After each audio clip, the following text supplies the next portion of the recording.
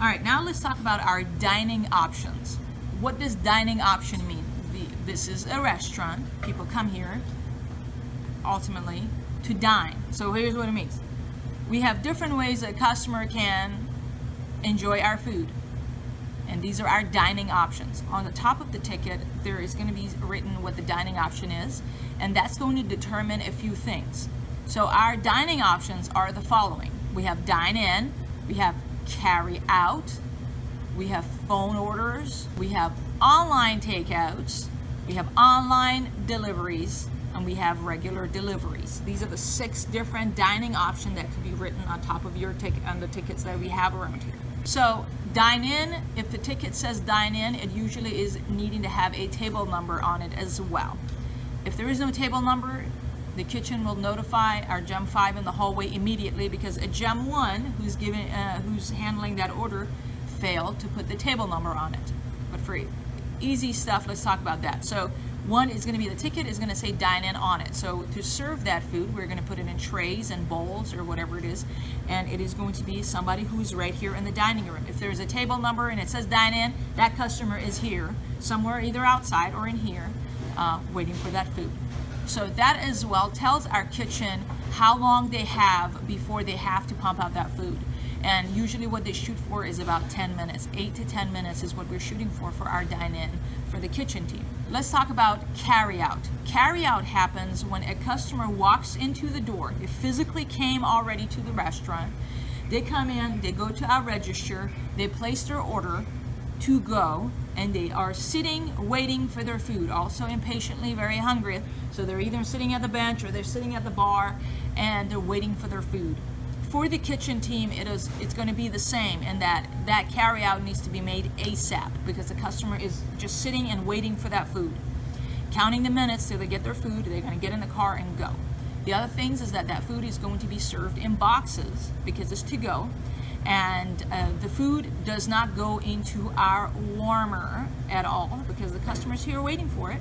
So when a ticket says carry out, it's going to be cut, put in boxes, sent to the Gem 5 in the hallway, and the bell is going to be rang for the food to come to the front, and to identify which customer that is, get in Parmesan to go, and whatever it is. And the process of getting to go, we're going to go into depth later. But to understand, and we had to put the thing on top, carry it out, all in capital letters. Why? Because we were making mistakes, and the cutter would put the box, the to go that the customer's waiting here in our warmer, and it would sit forever till the customer complains. Why? Because our Gem 4 and our Gem 2 failed to hashtag identify a customer left behind. So customer sitting 30 minutes for waiting their food when the food is sitting in the deck oven. Gem 5 failed to check on the tablet that, hey, there is this carry out, and the time has been 30 minutes on it. That should have been out already. Where is it at? Gem 3 failed as well to check the deck oven to make sure that any food that we have usually our Gem 3 give courtesy calls telling the customer to come pick up their food. So they failed as well. So sadly, it sometimes happens that we have layers and layers of everybody failing to do their job, and the customer suffers, and they get really pissed because they're hungry and hangry, waiting for their food, and the food was in our warmer to begin with. So carry out does not go into the deck oven. It comes to the front to go out, because it's to be carried out immediately.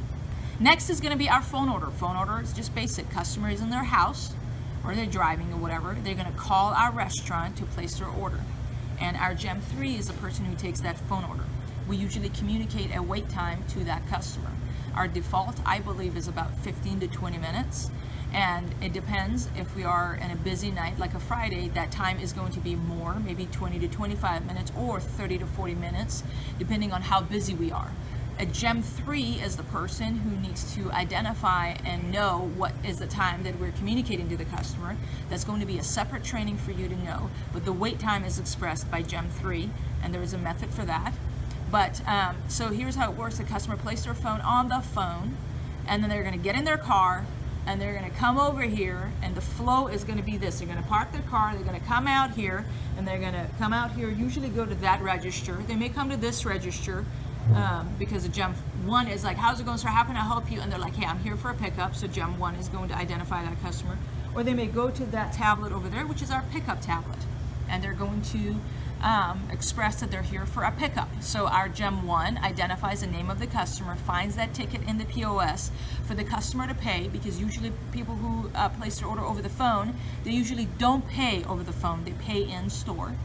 But and you may be Gem 2, you're going to be asked to go locate that food and bring it to the front. There's a whole procedure and training on how to do that. What if the food is here? What if the food is not there? And all of that we will get through later. But that is our phone order. Customer placed their order on the phone, and they're here for pickup. Next is online takeout. We have online ordering on our website. You can go to our website, place your order for pickup or for delivery. You can choose to pay online or pay in store. For online takeout, for an online delivery, you can choose to pay online or pay it cash with pay for your food cash with our driver. An online takeout is going to have a default wait time of 20 minutes is what the system communicates to the customers placing their phone online. Sadly, we cannot change that, so if the order is too large or whatever, it presents a problem, but that's why the Gem 5 is to catch that, and we can always call the customer to communicate a longer wait time or whatever it is. But it works very similar, that a customer is in their house, they go on their computer or on their phone, they place their order, they get in the car, they park, they get out, they come in, and they say, I'm here for a pickup, and we have to identify that ticket, whatever it is. It works very similar to phone orders. That is online takeout. Online takeout is not carry out, because carry out is the person who is here sitting here, and the food is carried out. It's different. So for you to know what the difference is between online takeout, because it was placed online and the customer is not here waiting in the building for it. Next is going to be two things. One is going to be delivery and online delivery. So here's the difference. The regular delivery, if it says on the ticket, it means that the customer called the restaurant, our phone, and placed their order for delivery. They may have paid it with their card, which is a process. We ask the customer, would you like to pay over the phone, or would you like to pay cash with the driver? So the payment may have been whatever it is. The Gem 3 is the person who communicates our wait time, which usually it's about 45 minutes to 60 minutes.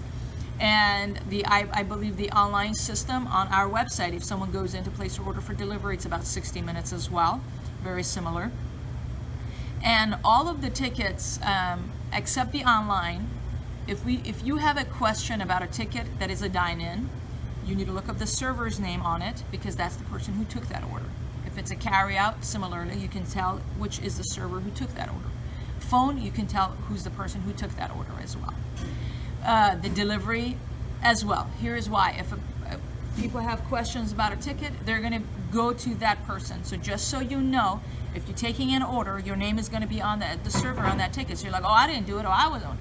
Because every time the order is placed into the system, it's going to prompt you to put in your code again, so we can identify who's the one who's placing the order in the POS. And this as well is good for other metrics that we can measure in our back end of our POS system. On our tickets, as well as a dining option, you can see the name of the server, as I mentioned, as well as many times, depending on the dining option, for a phone order, we can see the customer's phone number and their name. For online takeout as well, we can see their name, we can see their email address, as well as their phone number. And for any delivery, we can see the address and the phone number and the name. So the phone number is critical, because that's one of their only ways to directly communicate with that customer without going to their house directly, right? So the phone number has always need to be captured correctly, so we have a way of communicating with that customer if we have any questions about the order, or something needs to be clarified or communicated.